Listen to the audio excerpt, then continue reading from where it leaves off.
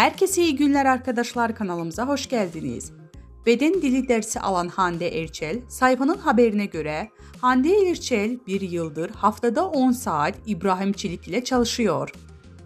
Bazı yabancı oyuncuların online derslerine katılan güzel oyuncu, aynı zamanda şan, diksiyon ve beden dili dersleri aldı.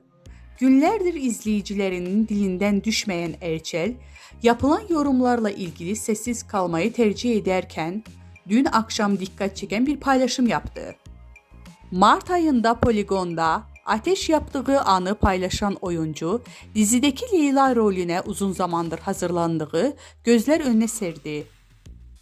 Öte yandan Erçel'e yönetmeni Bergüzar Korel ve Tolga Kareli'den destek mesajları gelmiştir.